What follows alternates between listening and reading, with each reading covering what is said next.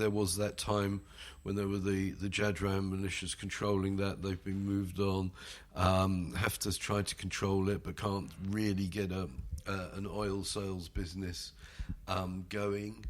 I think you're looking at various ethnic, religious and highly personalised factions. And also you're seeing a high level of criminality, which is reflected when you're looking at events from here in Europe by the treatment of African migrants coming across to going to be the Europe. Next question. Yeah.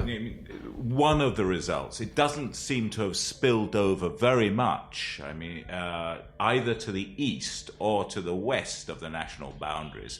The spillover from this conflict does seem very much to have been to the south. As you say, the most contested area, or most atomized area, the various tribal groups, and where it's playing out with sort of micro conflicts, if you like, and local rivalries, and groups heading down back into the Sahel and taking and forming alliances with various jihadist and Salafist groups in the Sahel. Absolutely. Yeah, and so that is the real risk, and in a way, it's kind of remarkable that neither the African Union, nor the United Nations, nor the European Union, all of whom have interest in trying to deal with this deepening conflict in the Sahel, appear to have a strategy that works in Libya.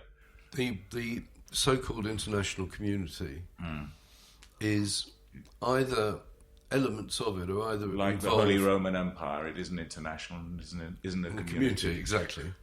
And we'll argue about whether it's holy and Roman. Talking of Rome, I mean, here's a very good case where the Italians have had varying degrees and differing robust policies towards migration, and have been foursquare behind the Sarraj side, probably backed up by the British to a degree, whereas you see the French have taken a very different view. So everyone's divided, and overall on the big issues, as you say, the African Union hasn't taken a view, which is remarkable when you think that the Secretary General of the African Union is from a neighbouring country. Is a former defence... Has endured 3 decades of conflict with Libya. Former defence minister, indeed. Trusted by his leader, Idriss Déby, who, of course, emerged from that conflict. Yeah. So, bizarre. I think that is the Libya has been poorly served. But there's one thing I would say about Libya, is that right the way from 2011, from the moment you entered Libya, crossed the old borders, which used to have so many people, if you crossed, you were ripping your bags apart 6 hours to come across. And in 2011, you came through. And I remember coming across the Egyptian border, and there's 2 young men there only, and both of them held up and did Churchill-like V signs, going, Gaddafi kelb. Right. That Gaddafi's a dog. and that was it. And but what was always very clear in all the conversations I had then, as Libya remade itself after Gaddafi, was that there were elements, such as the unity of the Libyan state, which is still held quite strong if you take the central bank and NOC case, but also that Libyans would deal with their own problems. I can remember in London in 2012, the city was crawling with Libyan delegations. You'd go to the Foreign Office, there'd be loads. Peace conference there. The Cameron government trying to do an awful lot, and I think other people were. And coming up against this very strong nationalist, independent view, we are Libya, we'll sort our problems ourselves. So actually, intervening in the government side is not nearly as easy as people would say. You're also right that those problems have been funneled. And although you have to say that the borders are very long, if you look on the western side, Tunisia and Libya have an extraordinarily long relationship of cross-border relations, which get only stronger during moments of political crisis, and that's important. Just one last thing I wanted just on Libya, because we're going to try to do a kind of tour d'horizon. Is there any prospect for success in this mooted international conference on Libya scheduled in theory for November in Berlin? Do you put any stock in the possibility of even the Sarraj and the Haftar factions attending and being willing to look at some sort of negotiating process? Even if there's no deal, is there even a process you can talk about? The precedents have to suggest that it's highly unlikely. You use the word process there, and that's really important. The fact is that a process must be started, and that process, it seems to me, should be multilateral, because as soon as you get something that's led bilaterally, even for the very best of reasons, it's very hard to bring the necessary factions along, which aren't just Haftar and Sarraj.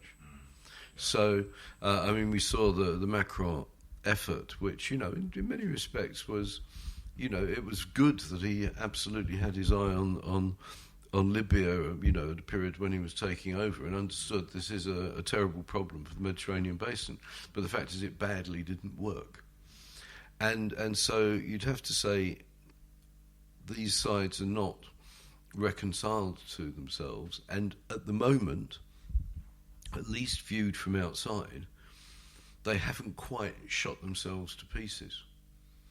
You're in a situation where still, I think there may be too much winner takes all, or at least winner takes a lot, to actually come up with that kind of process. There are wise heads in Libya, but there's also that huge...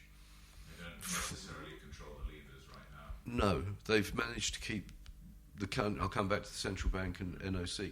They've managed to keep the country going. It's quite remarkable that during this period of civil conflict, that on the oil front, the NOC managed to keep exporting around $1 million a day. And it's only recent... $1 million barrels a day, sorry.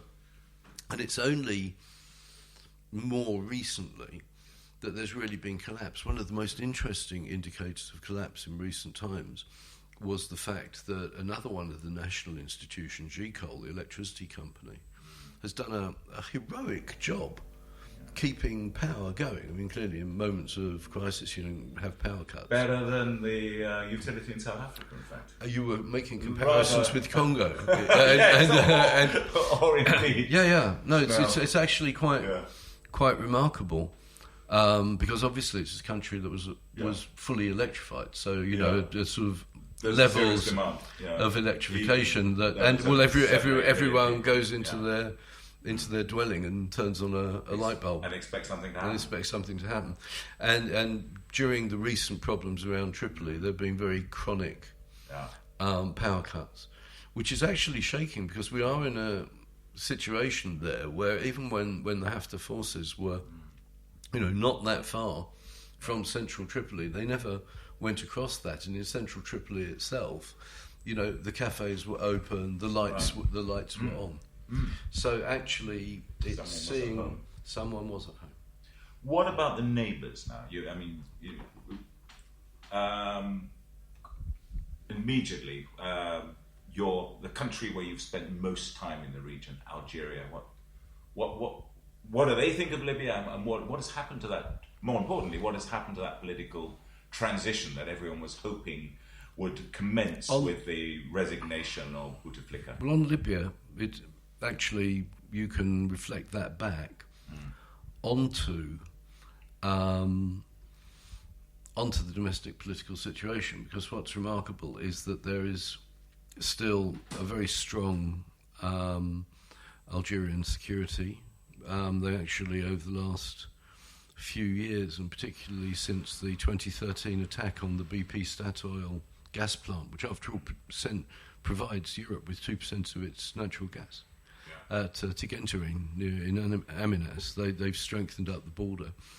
And that interest has continued because there are enough officers that haven't been purged in the post-Bouteflika period, that is actually business as usual. And so you still have this rump of the military in its current configuration, incarnated by the Deputy Minister of Defence and Chief of Staff, Lieutenant General Ahmed Gaid Salah.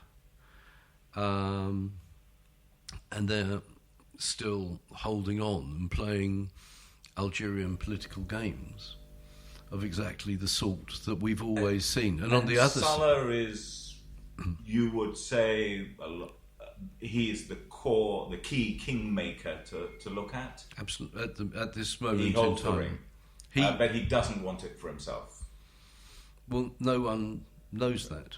The assumption is that he would be looking for a presidential candidate that can protect his faction, the establishments that he's always defended, the army itself, of course, very vital position in Algeria, and his own personal interests. Le pouvoir. Le pouvoir. The powers that be. And he's essentially, that is his identity within the society, the upholder of le pouvoir right now. And I think it's the two, because there's the two bits of interest. He ushered Bouteflika to the door. Yes. And he's presided over the arrest or the charges against Bouteflika's brother, but essentially he represents the powers that be. Yes, I think there's two things. There are two things to think about in Algeria power politics, and the first is the country has, and I think people forget this a lot outside, a really genuine view of the nation and what it means and what you protect, and that is they would use the word, the sacred duty of the Algerian army. And at that formal level and level of belief, people from General Gaid Salah right the way down through the ranks, and indeed many of those who are either in prison or have been cast to one side, would say that's their job. On the other side, as we know, the military security establishment has always had its own interests, some of them material. Generals have made them, and their families have made themselves very rich. But they've also had factional interests. Who controls power? An issue that goes all the way back into the independence struggle and continued. Now, there is a strong argument that you could say that when finally the Algerian people came onto the street in the movement El Hirak, that the army stepped in to maintain stability, that word again that we're hearing all the way along the region, but also as part of a factional conflict. The interesting point about Gaid Salah is it was always believed that he was a Bouteflika loyalist. And even though some of us really close watchers in recent years had started to ask, does he have ambitions? You've got this rather rotund 78, long past retirement age officer, but does he have ambition? And with a wealth of experience, it has to be said. Well, yes, he's got a lot of experience, wealth, and the case was, yes, I think he saw that Bouteflika was going to go, but the political configuration in factional terms had to change, and you can argue that the Gaid Salah faction, which wasn't actually known to exist before,